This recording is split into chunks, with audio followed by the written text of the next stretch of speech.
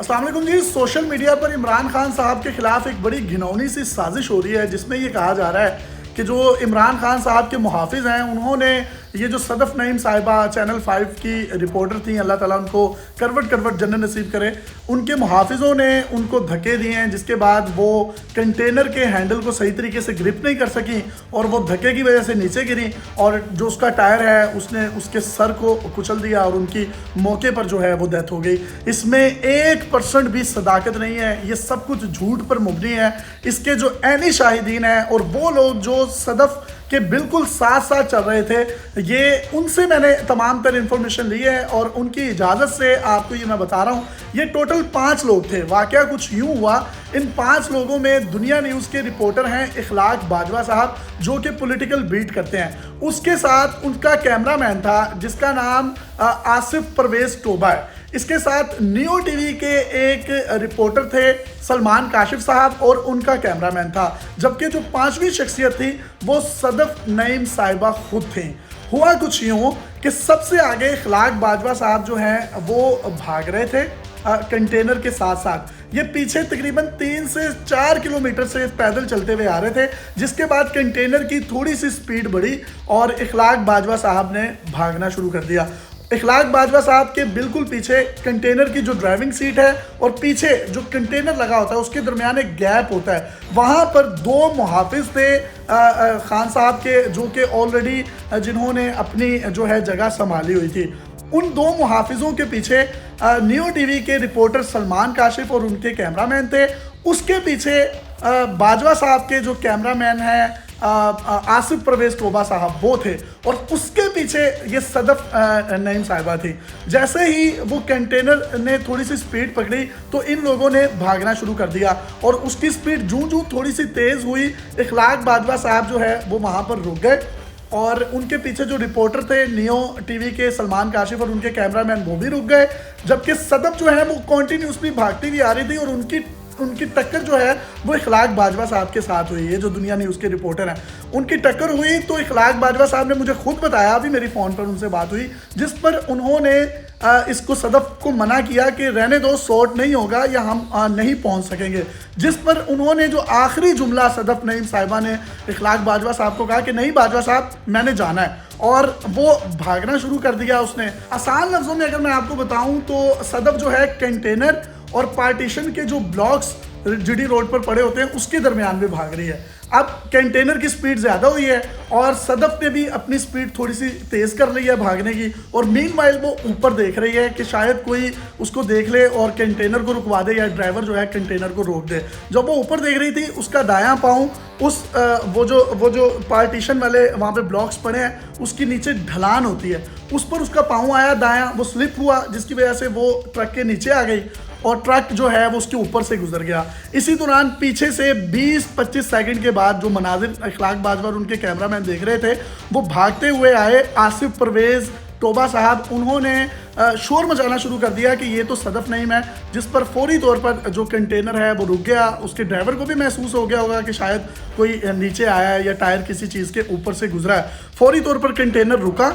उसके बाद वो क्योंकि वीडियो बना रहा था आसिफ परवेज़ टोबा, जिस पर मुहाफिजों ने उसको मारना शुरू कर दिया क्योंकि उनको नहीं पता था कि कोई नीचे आ चुका है। इसी दौरान जब शोर शराबा हुआ फिर खान साहब ऊपर से कंटेनर से खुद नीचे आए और वो काफ़ी अफसरदा थे। मुझे इखलाक बाजवा ने यह भी बताया कि फिर खान साहब वहाँ पर तकरीबन कुछ 20-25 सेकंड एक सख्ते में रहे।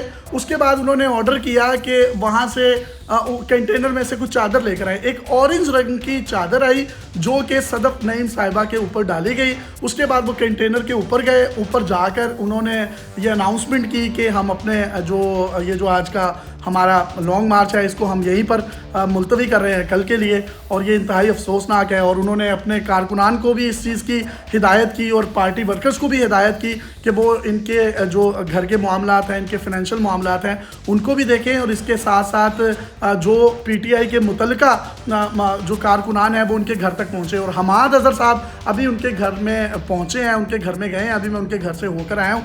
तो ये एक हादसा है। इससे पहले मैं आपको ये भी बताता चलूँ कि जब मियां मोहम्मद नवाज शरीफ साहब अपना लॉन्ग मार्च इस्लामाबाद से वापस लाहौर बारास्ता जीटी रोड लेकर आ रहे थे, तो लाला मूसा के मुकाम पर उनकी गाड़ी के नीचे भी, मतलब वो कैप्टन सफदर की गाड़ी के नीचे एक बच्चा आ गया था, मुझे अच्छी तरीके से याद है, और वो कवरेज में खुद कर रहा था। तो इसका क्या मतलब है, नवाज शरीफ या कैप्टन सफदर साहब उसके कातिल है? नहीं, हरगिज़ ऐसा नहीं है, ये एक हादसा है। हादसे को हादसा ही रहने देना चाहिए। वो ये कोई मतलब पीटीआई के बंदे के साथ भी हो सकता है, पीपल्स पार्टी के बंदे के साथ भी हो सकता है, किसी के साथ भी हो सकता है, जब इतने ज़्यादा मैसेज होते हैं। आज एक पंजाब पुलिस के कांस्टेबल को हार्ट अटैक हुआ इसी दौरान में, तो क्या उसके कातिल भी इमरान खान साहब हैं? तो भाई जिसकी जहां पर मौत है उसने तो वहां पर पहुंच जाना होता है, लेकिन कम से कम इसको सियासी रंग नहीं देना चाहिए। सदफ के 2 बच्चे हैं, जिसमें उसकी जो बड़ी बेटी है उसकी उम्र 20 साल है, जबकि उसका बेटा जो है वो 16-17 साल का है। इसके हस्बैंड जो है नईम, वो भी कैमरामैन है। जबकि उनके जो बच्चों से मेरी बात हुई तो उनका ये कहना था कि आज हमने मामा को मना किया था कि आप ना जाएं, लेकिन मामा ये कहती थी कि मेरा पैशन है। लेकिन मैं ये समझता हूँ पैशन से बढ़कर एक मजबूरी भी होती है काम करने की, जिसपे उन्होंने अपने बच्चों को फीड करना था, और उनके हस्बैंड भी उनके शाना बशाना ये तमाम तरह अमूर सर अंजाम देते थे।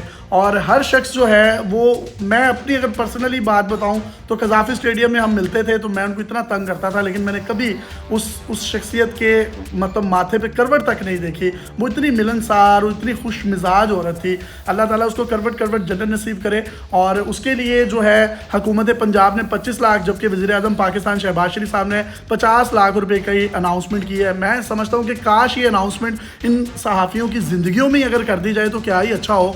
ये फिर इससे ये रियासतें कम और इंश्योरेंस कंपनियाँ ज़्यादा लगती हैं, जो कि जिससे मुस्तफ़ीद इंसान सिर्फ मरने के बाद ही हो सकता है, उसके लवाही की नहीं हो सकते हैं। तो ये एक अनमोल हीरे हैं। अरशद शरीफ साहब के बाद अभी सहाफ़ी बरादरी के पहले वाले ज़ख़म जो हैं वो भरे नहीं थे, वही हरे थे कि एक और ज़ख़म जो है हमें मिल गया है। और मैं रिक्वेस्ट करूँगा अपनी तमाम फीमेल जर्नलिस्ट कम्युनिटी से कि ख़ास तौर पर वो अपनी जान माल की पहले हिफाजत को मुकद्दम रखें, प्रायोरिटी रखें। रेटिंग्स के चक्कर में ना पड़ें कि हमने पहले एक्सक्लूसिव खबर देनी है। खबर वो जो आपने दे ही देनी है, तो खबर देने से बेहतर ये नहीं है कि आप खबर बन जाएं।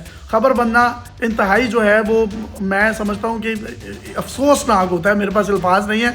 अल्लाह ताला सदफ़ को करवट जन्नत दे, उसके घर वालों को सब्र जमील अता करे। और इस सानहे में यकीनन बहुत से लोग हम उसको मिस भी करेंगे, लेकिन हमें अपनी ज़िम्मेदारियाँ भी अदा करनी है।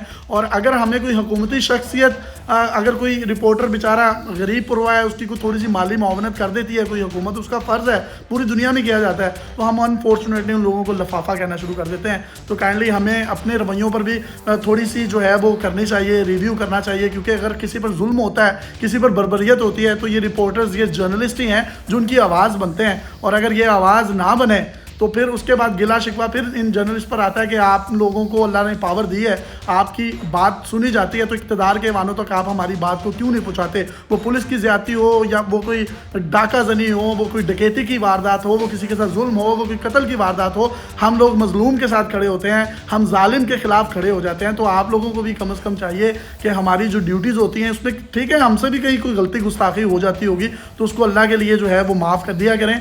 लेकिन हम लोग आप लोगों की वजह से, आप लोगों की स्टोरीज की वजह से अनदेखे दुश्मन सुबह से लेकर शाम तक बनाते हैं। लेकिन यही अगर तोक है तो ये चलता रहेगा।